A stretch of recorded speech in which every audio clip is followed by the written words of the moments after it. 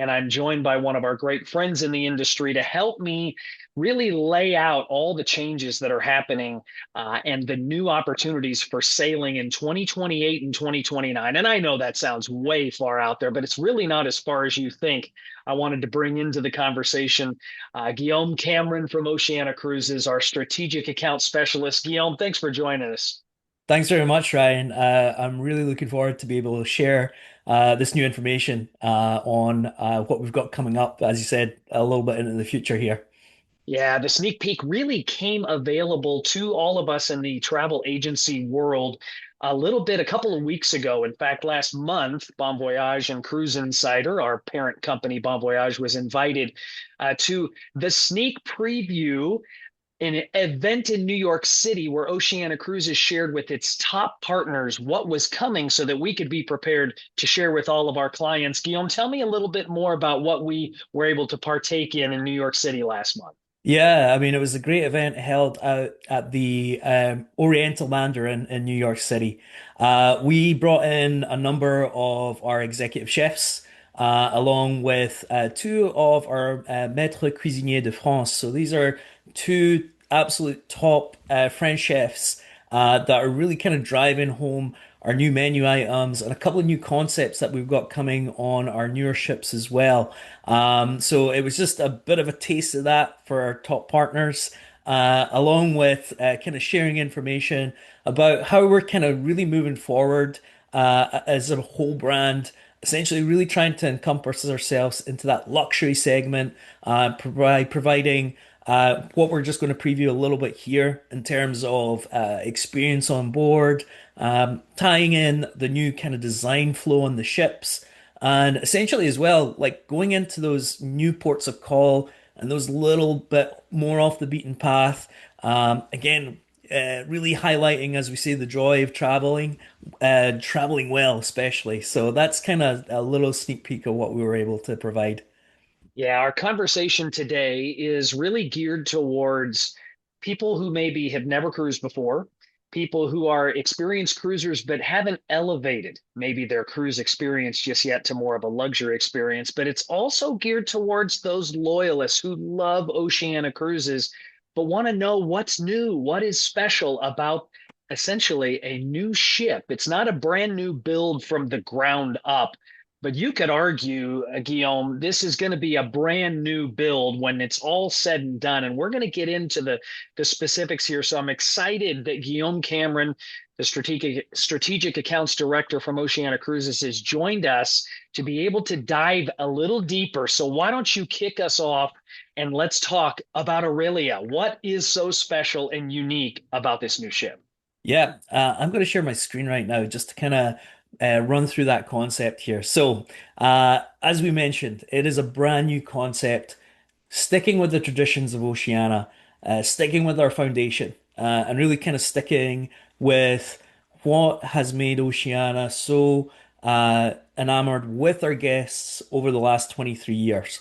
It's going to be coming through this brand new concept, the Oceania Aurelia. Aurelia is going to be a transformation of our original, for those of you, what we call our regatta class ship. So it's called the Nautica. And we're moving it through into the Aurelia, and we're going to make this transformation through a number of different levers on board. So here is kind of the what we call the brass tacks of it, or the nuts and bolts, because really we are kind of going down to the nuts and bolts here of the ship. So introducing the Aurelia here.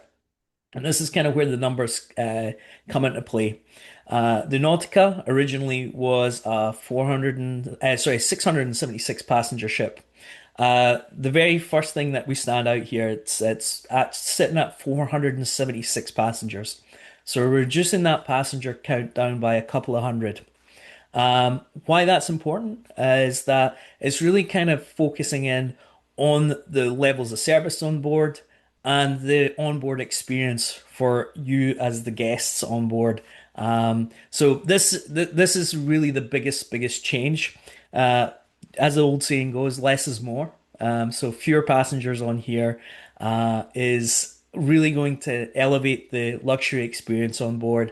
Not only that, we're actually upping our crew to 400 passengers here. So it's almost a true one-to-one guest to staff ratio here. And really, again, that crew on board are there to deliver an experience that really is going to set Oceania apart, and especially in this small ship segment here as well. Guillaume, Uh, those of us that travel, if I may yeah, interject please one go thing, ahead. those of us that travel the world, you included me, more people available to help me is going to create a better service experience. So just kind of laying it down for those that maybe aren't in the industry and these numbers may not make as much sense to them.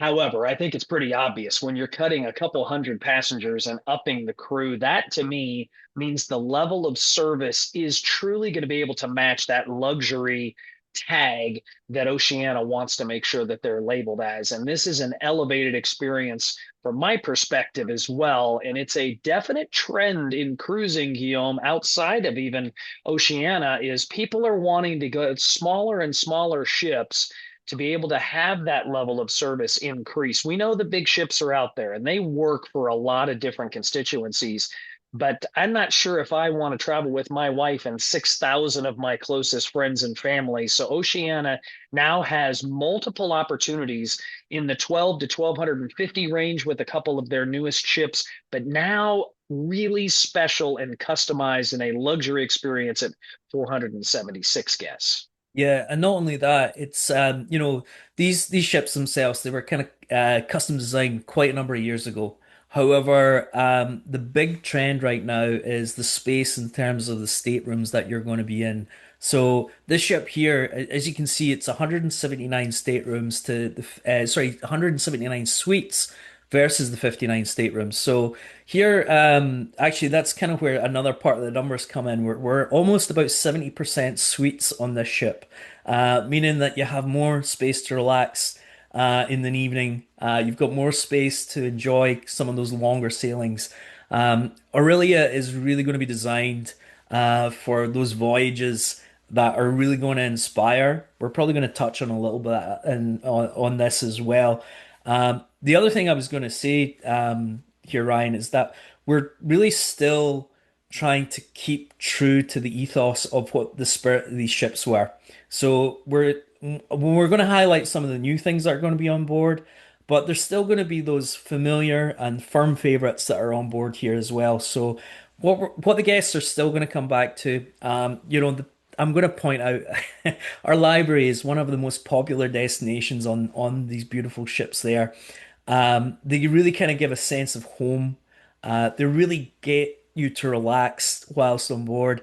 And it's just a great little nook to come away to enjoy that beautiful experience whilst you're on board. We're still keeping some of the other favorites here as well. Martinis. If you sailed with Oceania before, this is the place to be before dinner. This is where those kind of spontaneous conversations start. It's where a ton of these friendships start as well. There's so many people with Oceania that are like-minded, and it's where these conversations really spark up at martinis. Again, we're going to keep the grandeur of these beautiful ships going as well. So the main staircase and the grand staircase with our beautiful Lalique mirrored wall there with one of the trees of life on board.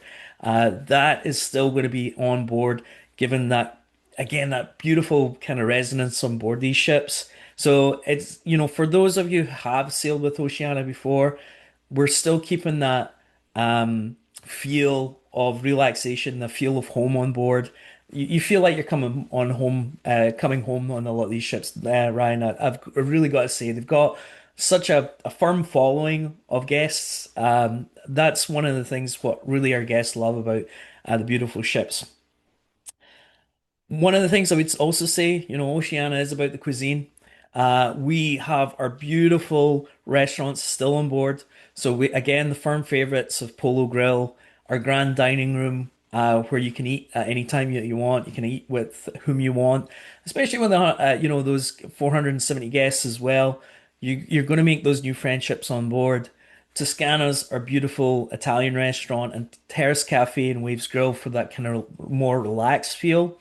A new introduction though, and cuisine is all what we're all about here at Oceania. But on Aurelia here, we're going to introduce a couple of new dining concepts. So I believe one of my fun favorites, and definitely one of yours, Ryan, is we're going to be introducing our bakery and our creperie on board. So that was like a brand new concept that we introduced onto Vista, which is kind of really, really driven, I guess that's Sweet Tooth, right, Ryan?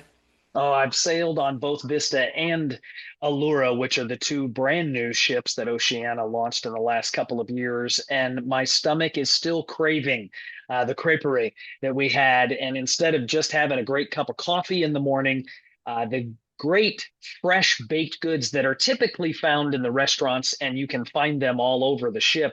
Now you've got a specific place to go to, and you can see the chefs literally in the creperie prepare your crepe for the morning. There's something about Guillaume, for me, it's not just the taste, it's the entire quote unquote dining experience. And I love being able to see the chefs at work.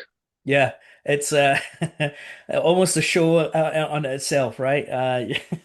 You're getting that great little snack as with those beautiful crepes there as well. Now, I guess, as you kind of move into the day, move a little bit like further into the evening, again, another fantastic place that we've designed recently and are introducing onto the Aurelia is the Founders Bar.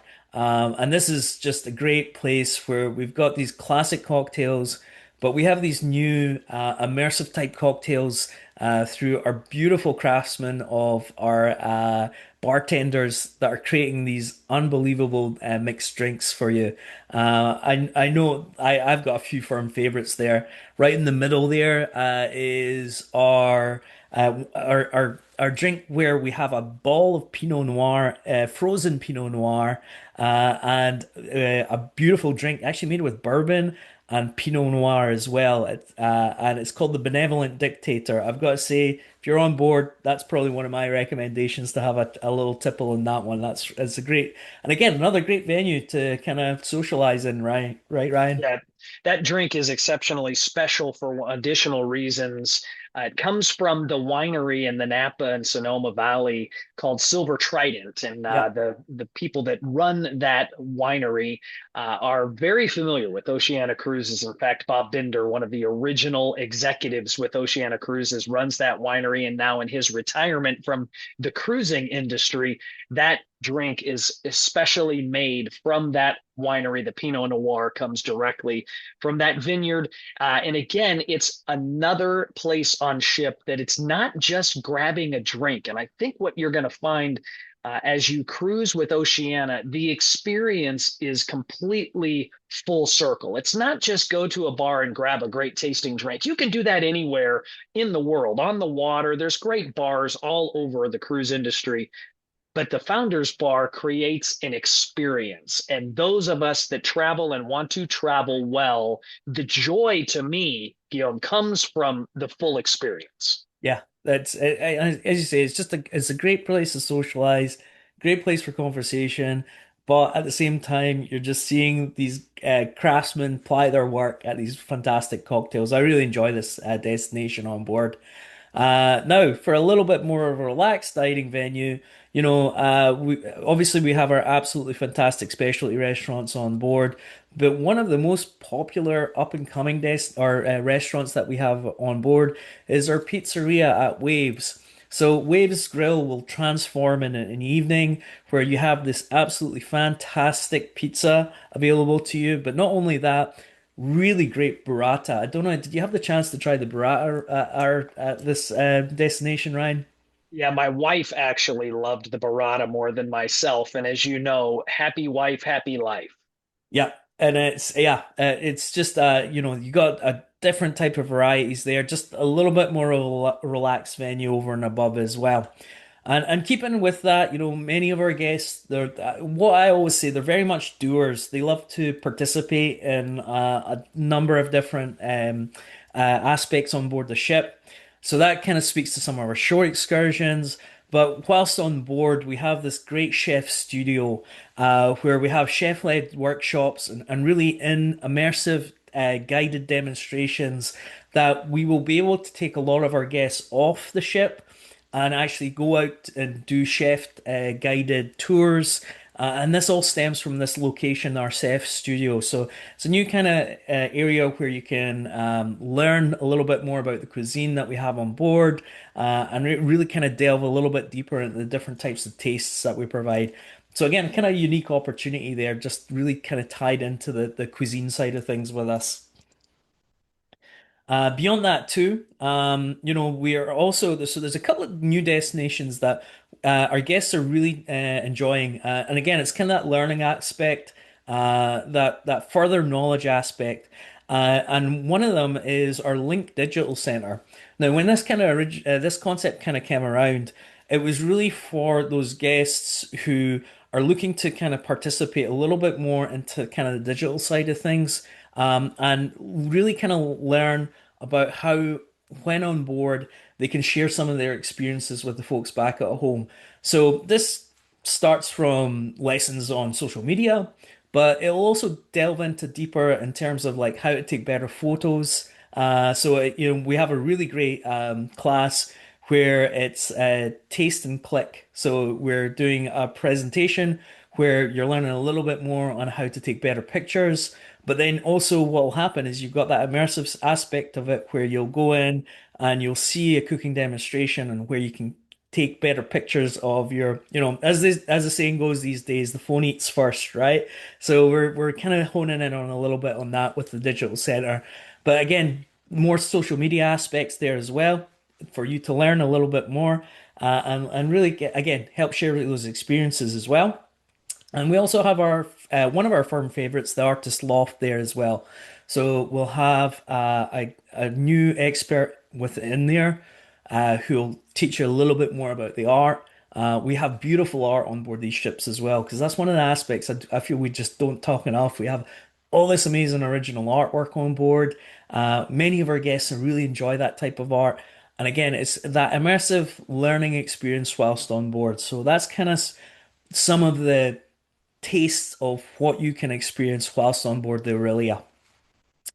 Now, moving on, I guess it would be kind of where we're going to be staying on board the Aurelia here as well. So again, we've got a few new concepts, and this is really kind of where those nuts and bolts come into, where we are reducing that passenger count and increasing the space of where you stay. So that's starting off with our wonderful owner suite. So the ship itself, Aurelia, is going to be decked from top to bottom with a new style of decor on board that kind of represents a little bit more of a modern concept. I know we're looking at a lot of different colors that'll match the sea. So you're going to find a lot of like silvers and emeralds and sapphires to kind of keep going with that taste. So we have our original owner's suite here coming in at around about 1,000 square feet. Now, this is important if you're going on one of those longer destinations. It's a lot of space for you there. With our Vista suite here as well, where we have four of those on board. These ones, I love the Vista suites. These are right at the front of the ship here. You kind of feel like you're sometimes halftime, you're being the captain itself. You're sailing into the destinations there. These are absolutely fantastic. Again, fantastic space in these staterooms too. Guillaume, I Not think the only, color palette that's been used as you and stay here with the Oceania suite. yeah, The color palette decisions for me were very contemporary and modern in their thought process to keep it light and bright, but at the same time, you have that traditional cruise feel with some of the dark woods that anchor you and elevate your experience and kind of richen up from a furnishing standpoint everything around you. But the feeling on ship to me as I look at these renderings really is a special touch to all of the soft goods in addition to the furniture yeah. choices. And these are one of our new concepts as well, the Oceania Suite. These have been introduced through the Vista and through the Allura. And again, we're elevating that experience here. So technically with the ship, we're going to be knocking through a few walls of existing staterooms here to create these new types of stateroom, to create more space, more comfort whilst you're on board. And again, a better space for you to relax in and feel comfortable while you're on some of these unique and wonderful voyages here. The new concept also is going to be a Horizon suite. So previously, these used to be two veranda staterooms where we've encompassed into one fantastic stateroom. coming in at just over 400 square feet, giving you kind of that modern apartment feel as well. So it's again beautiful concept with some beautiful upholstery and amenities within these beautiful staterooms themselves as well. Now, a couple of other staterooms that we're going to keep going is that we're still keeping going with our penthouse suites. We've also created Oceania suite as well. And this will be, again, giving you enough space, but in a price point that might come in a little bit more competitive for those guests who are looking for that longer voyage and they're looking for a little bit better value all in all there. So again, it's another concept where you have a separate living area and a separate bedroom area as well.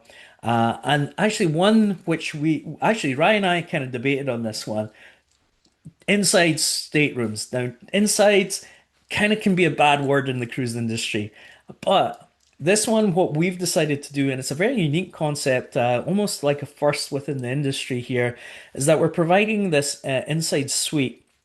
Again, an inside stateroom which used to be two staterooms, so giving you a beautiful living area and your bedroom area there as well.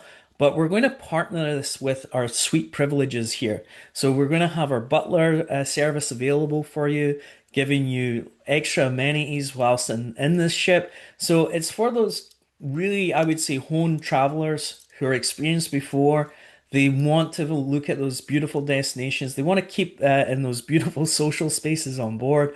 And they still want the space, but again, looking at a price point that might be a little bit more competitive in that market space all over, and especially if you're looking at some of those longer voyages there as well, Ryan. Yeah, great take, Guillaume, on this. It is a new concept. And when we look across the entire cruising industry, a lot of your competitors, Guillaume, have inside staterooms, which are typically going to be the best budget conscious cruise experience for those that are looking to just be at an entry level. And as you mentioned, they find themselves outside of their room more than they find themselves inside their suite. And so they don't want to splurge for a balcony or for that additional outdoor space. And so they're fine in an inside suite like this. But where I think this is super special is the square footage is definitely larger than most inside staterooms in the industry, and then the privileges that come with it. So don't just look at the price point, which I'm confident will come in extremely competitive as you comparison shop as a cruiser. Add in all of the privileges to your experience and make sure that you recognize that is added value that I'm pretty confident you're not going to find anywhere else outside of Oceania's Aurelia. Now I'm going to kind of talk a little bit about the new season where we're coming in for around the world, and really, this is our crown jewel. It is the sailing that inspires. It's the sailing that m many people aspire to, and it's just again we're going to be launching our beautiful 180 days, our iconic 180 days around the world, and this is how Aurelia will debut on its inaugural season, starting off with our 2028 around the world sailing, early January of 2028. Does sound like it's far off, but honestly, that is going to come flying in as they usually tend to do. Some of the highlights here, Ryan. I mean, it's 6 months on board. It's just an absolutely incredible experience. We're going to visit six different continents, 35 different countries. We're going to have a number of different overnight stays and visiting so many different types of UNESCO World Heritage sites. The Aurelia is really that ship for those guests who are looking for that little bit more off the beaten path. They're looking for those unique destinations. I don't want to just show you in numbers because honestly, the map speaks for itself, really, and you can see this just unbelievable sailing here, Ryan. Yeah, as you look as a cruiser to the destinations that pique your interest, this hits them all. It hits them all in one fell swoop, and that's maybe a little oxymoronic if I say one fell swoop over 180 days, but is an aspirational experience here to touch every continent, save for Antarctica. As we know, that is a special type of a ship and an experience there, but you are really, truly touching the world. And so if you think about, I've been to every place, I've been to all of these places, but to do it in one trip, our experts here at Cruise Insider, we know world cruising. And so, in addition to what does it take to be on a ship that long? What do I pack? What should I expect? The expertise that comes into managing a 6 month stay away from home, our experts here at Cruise Insider can help you. And there isn't anything better than being on this size of a ship that can get into some of those iconic ports of call, but also some very unique stops that Aurelia will be able to provide. The great thing about this too, Ryan, is that with the 180 days, we've got the time where we're not having a gun around the world essentially and have multiple sea days at a time. You know, obviously there'll be those little bits of relaxation time in between a few of the destinations when we're going like transatlantic or trans-Pacific, but there's going to be a number of different ports where you're not going to be feeling that, it's just, oh, 1/3 of the time we're just at sea here, or even more than that with some of the other world cruises here. We're really going in depth. I mean, you look at those destinations when we're going into Japan, you're almost really immersing yourself when we're going through Southeast Asia here. As I say, it's our crown jewel. We couldn't be prouder of what we provide here with our world cruise. And not only that, with the 2028, we're going to double this up. We really want the allure, the Aurelia to be that around the world ship and known for those unique destinations. So we're doubling this up with our 2029 sailing, which again, leaving early January of 2029, and again going into 39, almost 40 countries this time round, almost 100 ports, and again. Just again, the map speaks for itself here, and going in a slightly different direction this time around, encompassing a little bit more of South America here. And this time here, the focus here is really getting into those ports of call in the Mediterranean. Really, we're going into really small ports of call. So if you can see right slap bang in the middle of that map there, we're going to be in Bordeaux and La Rochelle in France there. Bordeaux is almost like a river cruise port. That's where your river cruises are going, but we're small enough where we're getting you into those really beautiful, small, unique ports of call and destinations. Now, with the World Cruise, one of the great things is that we always provide our simply our best offer. We want the guests to have an enjoyable experience on that. So we always, as a standard offer with Oceania, we want our guests enjoying the cuisine. Our gourmet specialty dining is always included. The shipboard gratuities are always going to be included. As mentioned, we want you as guests to be connected with the folks back home and sharing those wonderful experiences. So our Wi-Fi is always included, and that's for 2 devices there.